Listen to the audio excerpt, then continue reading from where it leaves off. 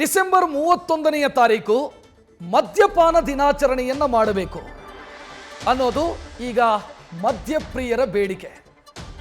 ಆವತ್ತು 50% ರಿಯಾಯಿತಿಯಲ್ಲಿ 50% ರಿಯಾಯಿತಿಯಲ್ಲಿ ಮದ್ಯ ಕೊಡಿ. ಎಲ್ಲ ಬಾರು ಮತ್ತು ರೆಸ್ಟೋರೆಂಟ್ಗಳಲ್ಲಿ ಈ ರಿಯಾಯಿತಿ ಜಾರಿಯಾಗಬೇಕು.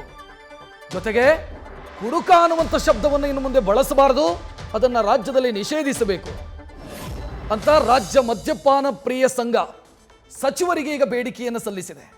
ಈ ಬೇಡಿಕೆಗಳನ್ನು ಕೇಳಿ ಸ್ವತಃ ಕಾರ್ಮಿಕ ಸಚಿವ ಸಂತೋಷ್ ಲಾಡ್ ದಂಗಾಗಿದ್ದಾರೆ, ಅಚ್ಚರಿಗೊಳಗಾಗಿದ್ದಾರೆ. ಈ ಬೇಡಿಕೆ ಇಲ್ಲಿಗೆ ಮುಗಿಯೋದಿಲ್ಲ, ಇನ್ನೂ ಮುಂದುವರಿಯುತ್ತೆ. ನಿಗಮ ಮಂಡಳಿ ಬೇಕು ನಮಗೆ, ಕುಡುಕರಿಗಾಗೊಂದು ನಿಗಮ ಮಂಡಳಿ, ಕ್ಷಮಿಸಿ ಮದ್ಯಪಾನ ಪ್ರಿಯರಿಗಾಗೊಂದು ನಿಗಮ ಮಂಡಳಿ ಆಗಬೇಕು. ಪ್ರತ್ಯೇಕ ಅನುದಾನ ಬೇಕು. ಒನ್ ನೇಷನ್ ಒನ್ ಎಲೆಕ್ಷನ್ ರೀತಿಯಲ್ಲಿ ಒಬ್ಬರಿಗೆ ಒಂದೇ ಬಾಟ್ಲು ಅಂತ ಮಾಡಬೇಕು ನಿಯಮ. ಜೊತೆಗೆ ಖರೀದಿಸುವಂತ ಬಾಟಲ್ ಏನಿದೆ ಅದಕ್ಕೆ ಇನ್ಶೂರೆನ್ಸ್ ಇರಬೇಕು. ಬಾರೆದುರು ಆಂಬುಲೆನ್ಸ್ ನಿಲ್ಲಬೇಕು. ಅಂದ್ರೆ ಮದ್ಯಪ್ರಿಯರಿಗೆ ಏನಾದರೂ ಸಮಸ್ಯೆ ಆದರೆ ಆಸ್ಪತ್ರೆಗೆ ಕರ್ಕೊಂಡು ಹೋಗೋದಕ್ಕೆ ಆಂಬುಲೆನ್ಸ್ ಬೇಕು. ಇನ್ನು ಬಾರ್ ಪಕ್ಕದಲ್ಲಿ ಇನ್ನು ವಿಶ್ರಾಂತಿ ಭವನ ನಿರ್ಮಾಣ ಆಗಬೇಕು. ವಿಶ್ರಾಂತಿ ಭವನ ಬಾರ್ ಪಕ್ಕದಲ್ಲೇ ಬೇಕು. ರಾಜ್ಯದಲ್ಲಿ 5,000 ಬಾರ್ ಇದೆ. ಸೊ ಇಲ್ಲಿ 5,000 ವಿಶ್ರಾಂತಿ ಭವನಗಳನ್ನ ಕೂಡ ಮಾಡಬೇಕು ಅನ್ನೋದು ಇವರ ಬೇಡಿಕೆ. ಸೊ ಈ ಬೇಡಿಕೆಯನ್ನು ಅವರು ಸುಮ್ಮನೆ ಇಟ್ಟಿಲ್ಲ, ಸಚಿವರ ಮುಂದಿಟ್ಟಿದ್ದಾರೆ. ಸಚಿವರ ಮುಂದಿಟ್ಟು ಅದಕ್ಕೆ ಕಾರಣಗಳನ್ನು ಕೊಟ್ಟಿದ್ದಾರೆ.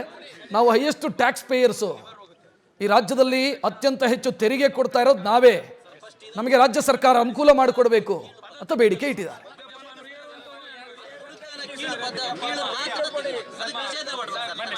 ಇನ್ನು ರಾಜ್ಯ ಮದ್ಯಪಾನ ಪ್ರಿಯರ ಸಂಘದ ಸದಸ್ಯರ ಜೊತೆ ನಮ್ಮ ಪ್ರತಿನಿಧಿ ಸಂಜಯ್ ಮಾತುಕತೆ ನಡೆಸಿದ್ದಾರೆ, ನೋಡೋಣ. ಚಳಿಗಾಲ ಅಧಿವೇಶನ ಪ್ರಾರಂಭವಾಗಿ ಈಗಾಗಲೇ 9 ದಿನಗಳು ಕಳೆದಿವೆ. ಈಗಾಗಲೇ ಏನು ಚಳಿಗಾಲ ಅಧಿವೇಶನ ಹಿನ್ನೆಲೆಯಲ್ಲಿ ಹೋರಾಟಗಳು ಏನು ಸುವರ್ಣ ಗಾರ್ಡನ್ನಲ್ಲಿ ವಿವಿಧ ಹೋರಾಟಗಳು ನಡೆದಿರುವಂಥದ್ದು. ಸದ್ಯ ನಾವು ಏನು ಬೆಳಗಾವಿಯ ಸುವರ್ಣ ಗಾರ್ಡನ್ನಲ್ಲಿ ಇರುವಂಥದ್ದು. ಇವತ್ತು ವಿಭಿನ್ನ ರೀತಿಯಲ್ಲಿ ಏನು ಮದ್ಯಪ್ರಿಯರು ಹೋರಾಟವನ್ನ ಮಾಡ್ತಿರುವಂಥದ್ದು. ಇವರು ಕೂಡ ಏನು ಕರ್ನಾಟಕ ಮದ್ಯಪಾನ ಪ್ರಿಯರ ಹೋರಾಟ ಸಂಘ ಅಂತೇಳಿ ರಿಜಿಸ್ಟರ್ ಕೂಡ ಮಾಡಿರುವಂಥದ್ದು. ಅದೇ ರೀತಿ ಒಂದು ಸ್ಲೋಗನ್ ಕೂಡ ಮಾಡಿದ್ದಾರೆ, ನಿತ್ಯ ನುಡಿ ಸತ್ಯ ನುಡಿ ಸ್ವಲ್ಪ ಕುಡಿ ಮನೆಗೆ ನಡಿ ಅಂತೇಳಿ ಸ್ಲೋಗನ್ ಅನ್ನ ಕೂಡ ಮಾಡಿದ್ದಾರೆ. ಅದೇ ರೀತಿ ವಿವಿಧ ಬೇಡಿಕೆಗಳನ್ನ ಇಟ್ಕೊಂಡು ಈಗಾಗಲೇ ಹೋರಾಟ ಮಾಡ್ತಿರುವಂಥದ್ದು. ಸದ್ಯ ನಮ್ಮ ಜೊತೆ ಇದ್ದಾರೆ, ಅವ್ರನ್ನ ಮಾತನಾಡಿಸುವಂತ ಪ್ರಯತ್ನ ಮಾಡೋಣ. ಸರ್, ಯಾವೆಲ್ಲ ಬೇಡಿಕೆಗಳನ್ನ ಇಟ್ಕೊಂಡಿದ್ರಿ, ಏನಂತ? ಸರ್, ಇವಾಗ ಮೊಟ್ಟ ಮೊದಲನೇದಾಗಿ ನಾವು ಏನು ಕರ್ನಾಟಕ ರಾಜ್ಯ ಮದ್ಯಪಾನ ಸಂಘದ ಒಂದು ದೇವದೇಶಗಳನ್ನ ಇಲ್ಲಿವರೆಗೂ ನಾವು ಇದು ಪ್ರಸ್ತುತಪಡಿಸಿದ್ವಿ. ಈಗ ನಮಗೆ ಮೇಜರ್ ಆಗಿ ಬೇಕಾಗಿರೋದು ಅಂತ ಏನಂದ್ರೆ ಆರೋಗ್ಯ. ಏನು ಇವತ್ತು ಮದ್ಯಪಾನ ಪ್ರಿಯ ಮದ್ಯವನ್ನು ತಗೊಂಡು ಆರೋಗ್ಯ ಕೆಟ್ಟ ಸಂದರ್ಭದಲ್ಲಿ ಅವನಿಗೆ ಆರೋಗ್ಯವನ್ನ ಚಿಕಿತ್ಸಾ ವೆಚ್ಚವನ್ನ ಸಂಪೂರ್ಣವಾಗಿ ಸರ್ಕಾರ ಭರಿಸಬೇಕು ಅಂತ ಒಂದು ಡಿಮ್ಯಾಂಡ್ ಇದೆ ಸರ್. ಅದಾದ್ಮೇಲೆ ಏನು ಆ ಮಕ್ಕಳು ಮದ್ಯಪಾನ ಪ್ರಿಯ ಇದಾದ ಅವನು ಹಾಸ್ಪಿಟ್ಲಿಗೆ ಇಲ್ಲ ಇದಾದ ಸಂದರ್ಭದಲ್ಲಿ ಆ ಮಕ್ಕಳಿಗೆ ಅವರ ಇದು ಏನೋ ಎಜುಕೇಷನ್ ಆಗಲಿ ಇದು ಹಾಸ್ಟೆಲ್ಸ್ ಆಗಲಿ, ಸೊ ಆ ಥರದ ಒಂದು ಫೆಸಿಲಿಟೀಸ್ನ ಸರ್ಕಾರನೇ ಮಾಡಿಕೊಡ್ಬೇಕು ಅಂತ. ಯಾಕೆಂದರೆ ಅವನು ಟ್ಯಾಕ್ಸನ್ನು ಕಟ್ಟಿ ಅವನು ತಗೊತಾನೆ, ಮದ್ಯವನ್ನು ಸೇವಿಸ್ತಾನೆ. ಯಾವುದೇ ಒಂದೇ ಒಂದು ಸಿಂಗಲ್ ಏನು ಟ್ಯಾಕ್ಸ್ನು ಕೂಡ ಅವನು ಪೆಂಡಿಂಗ್ ಇಟ್ಕೊಂಡಿರೋದಿಲ್ಲ ಇಡೀ ರಾಜ್ಯದಲ್ಲಿ, ಇಡೀ ದೇಶದಲ್ಲಿ ಆಗಿರ್ಬೋದು. ನಮ್ಮ ಪ್ರಕಾರ ಅವ್ರನ್ನ ಫಸ್ಟ್ ಪ್ರಿಯಾರಿಟಿನ ಅವನಿಗೆ ಕೊಡಬೇಕು ಅಂತ ಒಂದು ಡಿಮ್ಯಾಂಡ್ ಸರ್.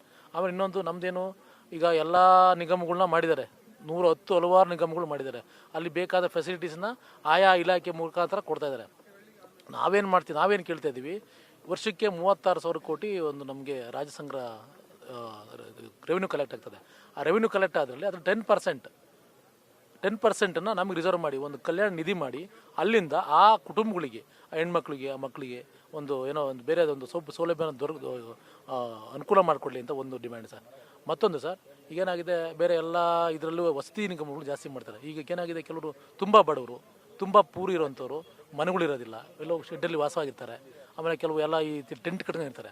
ಅಂಥ ಇವ್ರನ್ನ ಗುರುತಿಸಿ ಈಗ ನಾವು ನಮ್ಮ ನೋಂದಣಿ ಚಾಲನೆ ಮಾಡಿದ್ವಿ ಇವ್ರಿಗೆ ಮೆಂಬರ್ಶಿಪ್ನ, ಅವ್ರನ್ನ ಹುಡುಕಿ ಅವರಿಗೆ ವಸತಿ ಸೌಲಭ್ಯವನ್ನು ಕೊಡಬೇಕಂತ ಒಂದು ಕಾನ್ಸೆಪ್ಟ್ ಇಟ್ಕೊಂಡಿವಿ ಸರ್. ಸರಿಗ ಕೆಲವೊಂದಿಷ್ಟು ಮದ್ಯಪ್ರಿಯರಿಗೆ ಕುಡುಕರು ಅಂತ ಹೇಳಿ ಕರೀತಾರೆ, ಈ ಬಗ್ಗೆ ಹೇಳೋದ್ರಿಂದ ಸರ್ ದಯವಿಟ್ಟು ಏನಾಗಿದೆ, ಇದು ಕುಡುಕ ಅನ್ನೋದು ಅನ್ಪಾರ್ಲಿಮೆಂಟ್ರಿ ವರ್ಡು. ಈ ದೇಶದಲ್ಲಿ ಈ ಹೇಳ್ಬೇಕು ಅಂದರೆ ಈಗ ನಮಗೆ ಕುಡಿತದಿಂದ ಬರುವಂಥ ಏನು ಮದ್ಯಪಾನದಿಂದ ಬರುವಂಥ ರೆವೆನ್ಯೂಯಿಂದ ಎಲೆಕ್ಷನ್ಸ್ ನಡೀತದೆ, ಆಮೇಲೆ ವೈದ್ಯಕೀಯ ಇದಕ್ಕೆ ದುಡ್ಡು ಹೋಗ್ತದೆ, ಆಮೇಲೆ ದೇವಸ್ಥಾನಗಳು ದುಡ್ಡು ಹೋಗ್ತದೆ, ಮೋರ್ ಓವರ್ ಎಜುಕೇಷನ್ ಡಿಪಾರ್ಟ್ಮೆಂಟ್ಗಳು ದುಡ್ಡು ಹೋಗ್ತದೆ. ಏನು ನಾವು ಕೊಡೋ ದುಡ್ಡಲ್ಲಿ ನೀವು ನಮ್ಮ ದುಡ್ಡು ತೊಗೊಂಡು ನೀವು ಅದನ್ನು ನಮ್ಮ ಪದ ಬಳಕೆ ಬಳಸ್ತಿರಂದ್ರೆ ನೀವು ಎಷ್ಟು ಮಾತ್ರ ಸತ್ಯ ಸರ್? ಸರಿಗ 1 ಡೇ ಅಂತ ಹೇಳಿ ನೀವು ಬೇಡಿಕೆ ಇಟ್ಟಿದ್ದೀರಿ, ಯಾವ ದಿನ ಅಂತ ಹೇಳಿ ನಿಮ್ಗೆ ಬೇಕು? ಡಿಸೆಂಬರ್ 31 ಅವತ್ತ ಮದ್ಯಪಾನ ಪ್ರಿಯರ ಡೇ ಮಾಡಲೇಬೇಕು ಸರ್. ಸರ್ಕಾರನೇ ಆಚರಿಸ್ಬೇಕು ಸರ್. ಎಲ್ಲ ಜಯಂತಿ ಹೆಂಗೆ ಆಚರಿಸ್ತಿರೋ ಹಂಗೆ ಮದ್ಯಪಾನದ ದಿನನ ಸರ್ಕಾರನೇ ಆಚರಿಸ್ಬೇಕು. ಇವೇನು ಮದ್ಯಪ್ರಿಯರ ಬೇಡಿಕೆಗಳಾಗಿರುವಂಥದ್ದು ಏನು ಮದ್ಯಪ್ರಿಯರಿಗೆ 31 ಅಂತ ಹೇಳಿ ಒಂದು ದಿನ ಘೋಷಣೆ ಮಾಡಬೇಕು. ಅದೇ ರೀತಿ 31ಗೆ ಏನು ಕೆಲವೊಂದಿಷ್ಟು ಡಿಸ್ಕೌಂಟ್ಗಳನ್ನು ನೀಡಬೇಕಂತ ಹೇಳಿ ಈಗಾಗಲೇ ಏನು ಬೇಡಿಕೆ ಇಟ್ಟುಕೊಂಡು ಸರ್ಕಾರಕ್ಕೆ ಒತ್ತಾಯ ಮಾಡ್ತಿರುವಂಥದ್ದು. ಕ್ಯಾಮ್ರಾಮನ್ ರೋಹಿತ್ ಜೊತೆ ಸಂಜಯ್ ಕೌಲ್ಗಿ, ನ್ಯೂಸ್ ಫಸ್ಟ್, ಬೆಳಗಾವಿ. ನನ್ನ ಅಭಿಪ್ರಾಯ ಅದು ನಮ್ಮ ಇಲಾಖೆಯಿಂದ ಕೂಡ ನಾವು ಯೋಚನೆ ಮಾಡ್ತೀವಿ. ಆಮೇಲೆ ಮುಂದೆ ಸಂಬಂಧಪಟ್ಟಿರ್ತಕ್ಕಂಥ ಸಚಿವರು ಕೂಡ ಮಾತನಾಡ್ತೀವಿ. ನೋಡೋಣ ಹೌ ಇಟ್ ಡೆವಲಪ್ಸ್, ನೋಡೋಣ. ಇನ್ನೊಂದೇನಂದ್ರೆ MRPಕಿನ ಮೇಲೆ ಜಾಸ್ತಿ ಯಾರು ಮಾರ್ತಾರೆ ಖಂಡಿತವಾಗ್ಲೂ ಸರ್ಕಾರ ಕ್ರಮ ತಗೊಳುತ್ತೆ. ಆಮೇಲೆ ಯಾರು ಆ ಥರ ಮಾರ್ತಾರೆ ಅವ್ರ ಲೈಸೆನ್ಸ್ನ ರದ್ದು ಮಾಡಬೇಕೆಂಬ ಒಂದು ಡಿಮ್ಯಾಂಡ್ ಇದೆ. ಖಂಡಿತವಾಗ್ಲೂ ಸರ್ಕಾರ ಕ್ರಮ ತಗೊಳುತ್ತೆ. ಬೇರೆ ವಿಚಾರಗಳನ್ನ ನಾನು ಅದನ್ನ ಬರೆದಿದ್ದಾರೆ, ಅಲ್ಲಿ ಲಿಖಿತ ರೂಪದಲ್ಲಿ ಬರೆದಿದ್ದಾರೆ. ಇದ್ರ ಬಗ್ಗೆ ಪ್ರಸ್ತಾವ ಮಾಡೋದು ಸರಿಯಲ್ಲ, ಅಲ್ಲಿ ಸರ್ಕಾರಕ್ಕೆ ಕೊಡ್ತೀನಿ. ಅವ್ರು ಒಂದು ಏನು ಪರ್ಟಿಕ್ಯುಲರ್ ಆಗಿದ್ದಾರೆ ಅಂತಂದ್ರೆ ಕುಡುಕ ಅನ್ನೋದು ಪದ ತೆಗೀರಿ ಅಂತ ಹೇಳಿ, ಅದೊಂದು ಮದ್ಯಪಾನ ಪ್ರಿಯರು ಅಂತ ಹೇಳಿ ಮಾಡಿ ಅಂತ ಅವ್ರದ್ದು ಡಿಮಾಂಡ್ ಇದೆ. ಖಂಡಿತವಾಗ್ಲೂ ನಾನು ಸಚಿವರಿಗೆ ಸರ್ಕಾರಕ್ಕೆ ಗಮನಕ್ಕೆ ತರ್ತೀನಿ. ಮೊದಲಾಗಿ ಹೋರಾಟದ ಬಗ್ಗೆ ಏನು ಹೇಳ್ತೀರಾ ಸರ್? ಇಂಥ ಒಂದು ಹೋರಾಟ ಚಳಿಗಾಲದ ಅಧಿವೇಶನದಲ್ಲಿ ನಡೀತಾ ಇದೆ. ಪ್ರತಿಭಟನೆ ಈ ತರ ನನಗೆ ಪ್ರಶ್ನೆ ಕೇಳಿದ ನಾನೇನು ನಿಮ್ದು ಅಭಿಪ್ರಾಯ ಹೇಳಿ ಮೊದಲು. ಮಾನ್ಯ ಮುಖ್ಯಮಂತ್ರಿ ಬರಲಿದ್ರು ಕೂಡ ಕೆಂಪಯ್ಯನವರು ನೇತೃತ್ವದಲ್ಲಿ ನಡೀತಕ್ಕಂಥ ಈ ಒಂದು ಮುಷ್ಕರ ಇದೆ. ಮಾನ್ಯ ಮುಖ್ಯಮಂತ್ರಿ ಬರಲಿದ್ರು ಕೂಡ ಪರವಾಗಿಲ್ಲ, ಸಂಬಂಧಪಟ್ಟಿರ್ತಕ್ಕಂಥ PWD ಸಚಿವರನ್ನ ಕಳಿಸಿರಿ ಅಂತಕ್ಕಂಥ ಡಿಮಾಂಡ್ ಇದೆ.